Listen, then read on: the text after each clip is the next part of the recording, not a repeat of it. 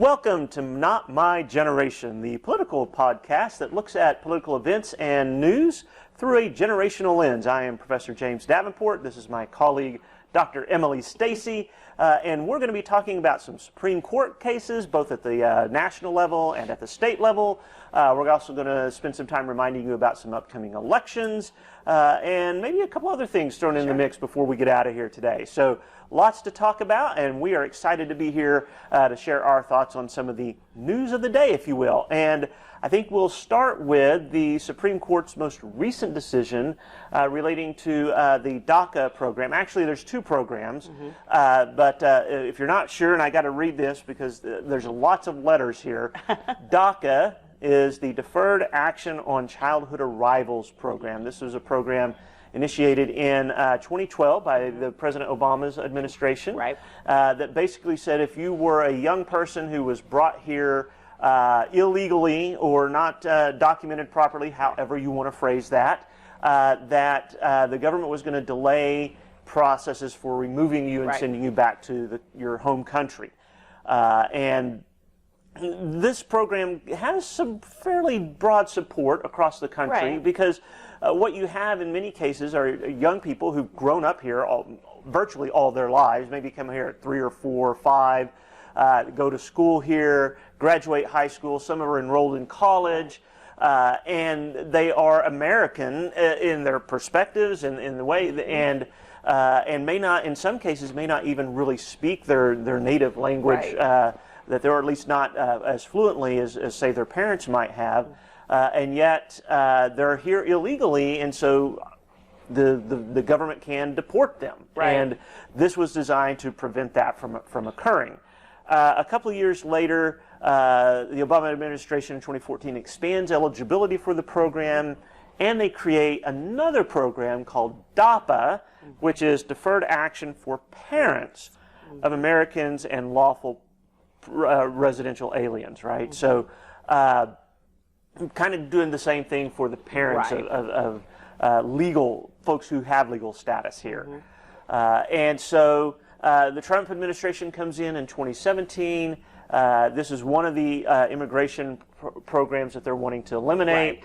And later that year, they issue a memorandum rescinding both DACA and DAPA, and that's where the fun begins, And so you have these cases that are sued. Actually, it begins a little bit before that. The state of Texas and about 20 some other states sue on the expansion, saying that both the expansion and the new DAPA program violate the Immigration and Naturalization Act.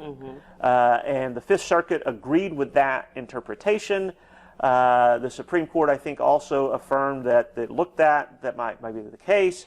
Then you have some other suits when the Trump administration formally rescinds these programs based on the idea that the way they rescinded it violates the Administrative Procedures Act and the due process guarantee in the Fifth Amendment, or the equal protection guarantee and the due process protection of the Fifth Amendment.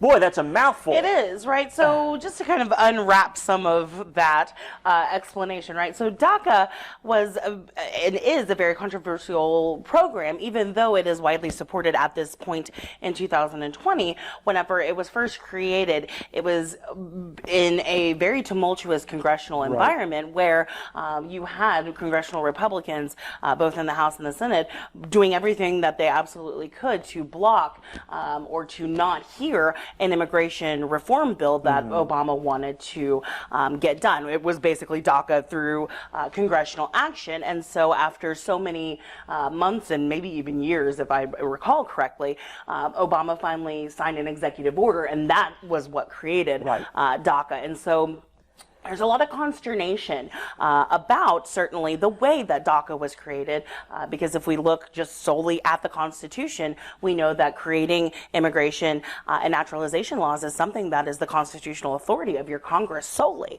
And so that was a big question about DACA, is it constitutional for the executive branch to create this sweeping reform that was basically a legislative action, or should should have been. Exactly. And to be clear, the court didn't answer that question At all. in this. At all. That was not part of the question Right. in any of these At cases that the court looked at. It didn't address that question at all. And it was something that very much, and I think to a certain extent, Justice Thomas's dissent in there kind of points to that thing of, hey, this was not created in the right way. Therefore, you can't hold any of these other things applicable to it, right? Yeah. Right. And so we're talking about roughly 700,000 folks that the DACA program impacts. And those folks at this point are going to be, at least some of them are going to be college age, right? They're going to be working absolutely. age. They're going to be contributing to the economy. And so the Supreme Court, and again, this was another Chief Justice John Roberts kind of poke at the Trump administration. He cited in the majority and wrote the opinion. Right. Yet again this week in this big case, and basically said that Trump and the Trump administration's explanation of why they wanted to end DACA was arbitrary and capricious, quote unquote, right? Which is about as legal of shade as you can get, if you will. And so I wonder what you make of John Roberts. I think a couple of things. Roberts. In a couple of rulings, probably more than a couple by now, has certainly wanted to ensure that his perception of the relationship between the branches is protected. Right. And while he has, at least in my opinion, he does give deference to governmental action. In other words, he presumes that action to be appropriate unless it is demonstrated that it's not. Sure. In this case, he certainly sided with the four, again, loosely defined liberal justices in saying that the administration did not follow the proper way of doing it. So this is an important point. Very They're procedural. not saying that the administration can't undo this program. Certainly. And the nature of executive orders are very much this right? If a president issues an executive order, the following president can undo that, yeah, rescind that, absolutely. And what Roberts is saying, yes, but there is a proper way of doing that. And the explanation has to be attached to it, and it has to explain exactly why. And I feel that Roberts, we were discussing this before we started, I think Roberts personally, and this is just my speculation, but really has an axe to grind with Trump's, what he perceives as Trump's attacks on the judiciary. Trump's accusations that certain judges are biased towards him or against him, this type of thing. And so Roberts, I think, it was really getting his back up and saying, I'm going to protect my institution.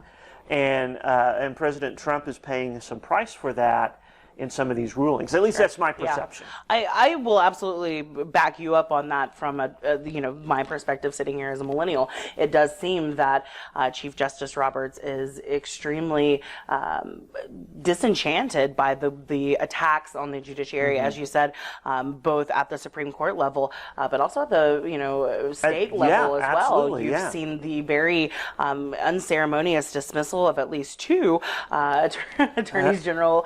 I'm sorry. What am I thinking about? Not Solicitor General. Yes, U.S. attorneys. Yeah, U.S. attorneys. Thank you. There we go. My brain just wonked out. In the Southern District of New York, I was thinking about the show Billions. I was going to say Chuck Rhodes, but that probably would not have helped anybody. And so I think that you're absolutely correct. It is just across the board whenever Trump does not get a decision that is favorable to his administration or their agenda, it's just nature for him to attack. And that means something more than just kind of schoolyard attacks to John Roberts. Right, and it's not a matter that he disagrees with the court's ruling. Every president has had court rulings that they disagreed with, went against what they wanted to do, and every president has voiced that disagreement. But it's been, in some cases almost very personal and very visceral attacks against specific judges or against the court. And I think Roberts has, in some cases, had enough of that. And Trump is finding out that the court has its own role to play, and it is not, despite the fact that he's appointed a couple of justices and they have, the conservatives have a majority on the court, I think he's finding that it functions as an institution, and it will protect itself. Yeah, absolutely. So interesting times. Checks and balances. And we know, you were mentioning earlier, again, we've got some more cases that are coming down the pike. We're anticipating some cases being delivered today. Right, absolutely. So you're 4 days away from the June 30th deadline. So yeah, we are getting some very controversial decisions likely to take place in about 5 minutes or so on this fine Thursday. I did want to roll back to Monday of this week because it did not get a whole lot of press, but the Supreme Court did decide on Monday to leave the decision on qualified immunity for law enforcement to the states. At this point, they declined to hear a case that would challenge qualified immunity for law enforcement officers, and I just wanted to point that out because, of course, we're living through yet another Black Lives Matter summer, kind of like 2014, and so that was an important decision that the Supreme Court decided not to not to get involved with at this point. It certainly won't be the last time that there is a case on their docket that challenges the doctrine of qualified immunity for law enforcement. And we see this sometimes where the court is hesitant. Very. If you go back to Obergefell versus Hodges, there were several cases prior to that in which states had appealed, and the court would just basically said, we're not hearing this. And then once you had competing opinions from different circuit courts of appeals, then the court had to come in. Its hand was kind of forced. And qualified immunity may end up being something like that as well. I agree. But you did have a lot of civil libertarians that were very disappointed that the court didn't take this opportunity at this point in time to weigh in. Yeah, it would have been symbolic, right? Most things that the court does are important, but I think that it would have made a big deal and difference in the summer that we're facing in this current climate of racial tension. So what that means is, if you are someone who wants action on that, if qualified immunity, if you see that as an issue, that's an issue that you're going to need to move your states to address at this point in time, Absolutely. And the state governments are fully capable of doing so. In fact, the state of Colorado, I read just recently, has taken action to do that in their state. So it's not that it can't be done. It's just that it's going to have to be a little bit more piecemeal as we see it across the states. Absolutely. And so coming down the pike today, we have a couple of cases involving Trump personally, his finances, Trump versus Deutsche Bank. And you explained this kind of very succinctly earlier. Basically, whether or not Trump has to provide documentation in terms of his financial records, taxation, things like that, tax filings, etc. So that will be an interesting one that hits at him personally. His name's on the case. So that one will be very interesting. And then you have a pretty major abortion case that's coming down that's similar to a case that was heard in 2016 regarding a Texas mandate at the time to require doctors, abortion doctors, to hold privileges, admitting privileges at nearby hospitals. Usually they put sort of an arbitrary, maybe 30 miles or 50-mile radius. And so this case now involves a Louisiana law that's trying to do something similar. In the 2016 case, Roberts made the deciding or decided on the majority in saying that it provided or put up too many obstacles, undue burden on a woman's access, and so a lot of folks are looking at Roberts, as we were just talking about, to make this decision and possibly undo a decision that he made in 2016. And this will be interesting for a couple of reasons. One, everybody's kind of on pins and needles about what the court is going to do in relation to abortion. I mean, this was, if you're wondering what the big blow up over, especially the Kavanaugh appointment was, it was all about abortion at the end of the day, and where the court may or may not go.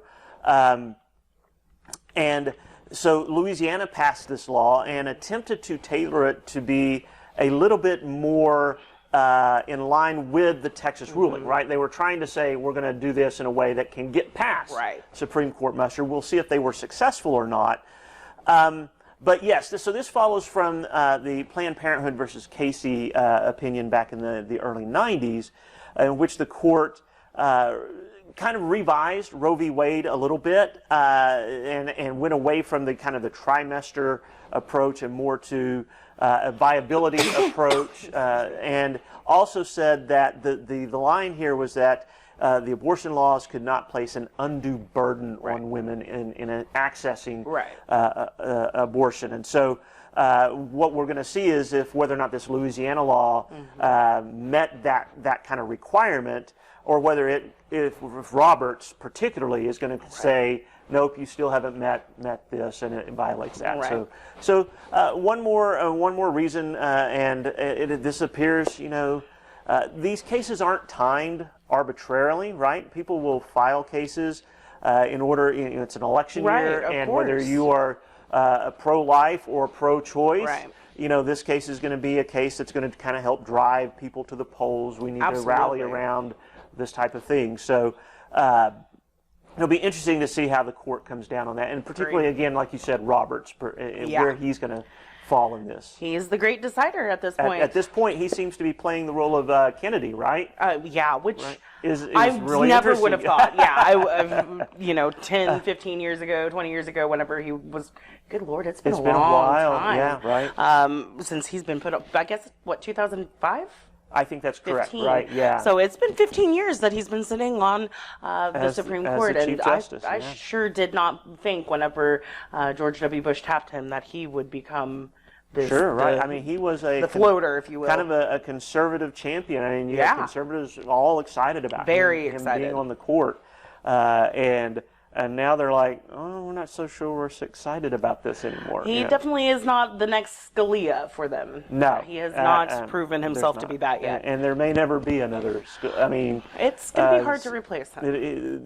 There are certain justices that just carve out a unique position for themselves, right? Yeah, he's got that legacy. Well, moving from the U.S. Supreme Court, we also have some decisions from the state Supreme Court here in Oklahoma, right? So Tuesday, you had the state Supreme Court block an initiative petition that looked to repeal the state's brand new permitless carry law, right? So state question 809 was stricken from the ballot, or ordered stricken from the ballot, and really the justices argued that the ballot measure, or basically the language that the opposition, that the advocates of the repeal were putting out did not do enough in explaining what it would actually do, that it would repeal the permitless carry law. And this is something that when you have these state questions that they do, the courts they get very precise in what the language has to include in order to qualify to be on the ballot. And so, as you mentioned, in this instance, the court said the language was too vague, it wasn't explanatory enough, and so that's something that can trip up people. Well, we've seen the court do that in other situations also, in saying, look, if this language does not satisfy the requirements to be clear to voters what it's actually going to do. Right. So in the same breath, on Tuesday, they did allow State Question 807, which is arguing for recreational marijuana legalization in the state, to go to the signature gathering phase. This is going to be interesting, right? Because you have some division within now the established medical marijuana community, and those who are really wanting to push for and advocate for completely recreational use. And so it's going to be interesting to see where the lines get drawn here. But the big question is, can they get 180,000 signatures in 90 days, right? That is a huge hurdle. If they do, it will be a Herculean effort that is going to involve quite a few, interest groups and local grassroots citizens organizations really putting the hustle on. Right. So if this is something you're passionate about, you might want to contact them and find out how you can get involved, right, one way or the other, because they're going to need bodies on the ground. I can imagine there are going to be a lot of advocates around campus Sure. in August, trying to gather some signatures. Yes, absolutely. Well, we saw that with the state 802. question regarding Medicaid expansion, right? And so we had folks out here on our campus circulating petitions, that Right. kind of thing. So yes, that's just part of this process. Right. But it is a mountain of work to get that many signatures from people, and I'm not sure where the public is on this issue. My feeling is younger generations, millennials, probably are more supportive. My generation is probably somewhat split. The older generations are probably more opposed to this. I'm type not of really even approach. sure that my generation or the younger generation care at this point, because as you mentioned, at this point, the medical marijuana legislation is written in such a way that you can't really be denied a medical card, and so it's essentially a recreational. We're essentially a recreational state in everything but name only. That was always one of the criticisms for those who opposed that, was that you're making it too easy for people to access this. But the state did pass it, and it'll be interesting to see if voters are interested in moving one step further, or if they're like, let's stick with what we have for now, and what's the perception. So going to be a very interesting election year. Relating to all of this. And speaking of elections. So I love that was a good segue. Talking about 802, I do want to give a shout out to some folks that I know and love at various state agencies who made kind of the miraculous happen. It was announced yesterday that the State Chamber of Commerce would be supporting State Question 802 or Medicaid expansion, which I'm not sure if you follow Oklahoma politics closely enough, but to have the state chamber support, that's a big deal, dude. So congratulations to Medicaid expansion. I'm not sure how it doesn't pass at this point. It seems to have widespread support. The last polling that I saw across party lines, across age demographics, widespread support. So if you don't know what 802 would do, it would place within the Oklahoma Constitution a requirement that the state of Oklahoma follow the federal guidelines in expanding eligibility for the Medicaid program in our state, right? And the advocates have pointed out that by doing so, this opens us up to additional Medicaid funds, right? So the expansion, and this was part of the Affordable Care Act. The expansion was part of that legislation. Allowed states that followed these guidelines and did expand eligibility to receive basically 90% of the extra funding that would require from the federal level, and the state's only kicking in about 10%. Opponents have argued that, but the federal government could change its requirements at any point in time, and they argue that, placing this in the state constitution kind of gives us a little flexibility should something happen to that funding, right? And so these are some of the arguments that we're seeing out there about this. In fact, I got a mailer in just the other day on this issue, so you're going to start seeing communication, and this is on the ballot coming up, right? The primary election ballot, and this is not going to be in November. People are going to be going to the polls next week. Starting today. In fact, you can do early voting beginning today. And we'll talk a little bit more about that. But so this is going to be an issue that's coming. You're going to be asked to make a decision on very soon. Right now. I'm sorry, I jumped ahead to the state question. So yay, happy early voting day. So today, Thursday and Friday from 8 a.m. To 6 p.m. you can go and vote beforehand. Saturday, 9 a.m. to 2 p.m. Please, please, please get out the vote. We sleep on primary elections for whatever reason in this country. And we just let the diehards go and choose who our nominees are going to be for us, and a lot of the times decide these very important constitutional questions. So please go and make sure that you are voting starting again today. I got my absentee ballot on Monday, I think. So we're ready to go. And if you got an absentee ballot, make sure that you go to the Oklahoma Election Board's website and read now that you can, because of the COVID pandemic, you can attach a copy of either your driver's license or your voter registration card or one other ID card that I cannot think of at this moment, in lieu of getting it notarized. So this is a great way to, again, still participate. You cannot still get an absentee ballot. Unfortunately, that deadline was yesterday. But if you have one, you have still one, have time to mail it in. Yes, please mail it in.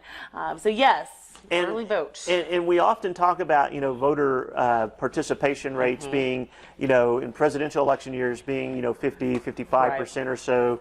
If it's high, it's 60%. But primary elections, you're talking turnout rates of around 35, sometimes 40, below maybe. 30%, depending on what's going on. And so these are important elections. There are opportunities if you're a member of a political party to decide who's going to represent your party in November for a variety of offices. One of the most watched primary elections this year is going to be the Republican primary for the 5th Congressional District. And you've got 5 or 6 candidates in that race. I think 3 that seem to be kind of the lead folks. State Senator Stephanie Bice, Terry Neese, a well-known businesswoman and political activist from a long time here in the state, and then former state school superintendent Janet Barisi. Which is cool that they're all women. They're all women, right? And I think my understanding is there was kind of an intentional effort on the Republican side to seek out female candidates, given running against Kendra Horn and the contrast there. I think it is a very savvy move by the state Republican Party, and I really think that Stephanie Bice all but has this locked. It'll be interesting. It's just a savvy politician. It's hard in a primary in Oklahoma to get out of that primary when you've got more than 3 candidates to get out of there without having a runoff election, right? Yeah. And so that's what we'll be watching is, does any candidate get to avoid a runoff? The candidate with the most votes needs over 50%. Right. And that can be really hard to do, especially when you have, in this case, 3 candidates that have been putting money and time and effort into the campaign. Lots of money. And then you have a couple of other candidates that are less well known, but have been out there working it too. And so where everybody falls will be very interesting to see. And of course, this will be the race in Oklahoma that everybody's watching in November as well, right? Absolutely. Kendra Horn's kind of upset election over the incumbent Republican Steve Russell last time. Nobody was really expecting that at all. The Democrats want to hold that seat. This is one of those the seats that they were able to pick up with kind of putting forth a more moderate Democratic candidate as opposed to kind of the version of AOC you might see in other places. Right. Republicans want their seat back, right? They felt like this is their seat. It has been a Republican seat since the 70s. And so there's going to be tons of money, not just from in the state, from outside of the state, pumped into this race. Lots of national attention. And we'll see where this starts, come next Tuesday when we see how that primary plays out. It'll be very interesting, very interesting. Yeah, I agree. But there are also races for state legislature, primary elections for state legislature. In Oklahoma, just kind of a real quick review. In Oklahoma, to vote in a primary election, you must be registered with a party, except in one instance. If you're an independent, you can vote in the Democrat primary. Exactly. Because the parties are able in Oklahoma to determine who gets to vote in their primaries, at least with independents. The Democrats allow that. Neither the Republicans or the Libertarians, so I don't even know if they'll have a primary ballot for anything. But you've got to be a part of a party in most instances to be able to vote in a primary. Indeed. And so, as Dr. Stacey mentioned, also you can early vote. This is a good way of kind of mitigating in this COVID environment. If you can get out there without having to stand in long lines and stuff like that, it's a good opportunity to do that. If you didn't get an absentee ballot, if you did get an absentee ballot, I think you have until Monday evening to mail that, right? Yeah. So please make sure, as Dr. Stacey said, please make sure if you have one, get that thing in. Because everybody should be participating in this process to get your voice heard, to see which candidates are going to represent us in November. Very important process. Yep. Burden of a democracy is on us. Well, and if you want to look at, one of the things I wanted to mention before we wrap up, if you want to know what your ballot's going to look like, you can go to the State Election Board's website. We'll put that up here for you to see, and you can go to that website and you can actually see a sample ballot of what your ballot, when you go to the voting booth either on Monday or over the weekend, what that will look like and what your options are going to be. So you can kind of get a head start, and you can look at that state question because that will be on the ballot as well. You can see what the language is and kind of start thinking about how you'd like to vote on that issue also. Do your research. Look up the names Yes, of your candidates. Absolutely. Take a little bit of time to get to know who's out there asking for your vote. Amen. I think that's we covered about everything we can today, Amen. right? Yes, sir. If you have a topic or a suggestion for something you would like us to discuss, please give us a shout out. You can reach us at notmygeneration@raider.rose.edu, and here's the email there for you. And we would love to hear from you and love to get some feedback on what you would like us to talk about. Or if you have some comments, criticisms, compliments about what we've discussed today or in any other programs, share that as well. We'd love to hear from you.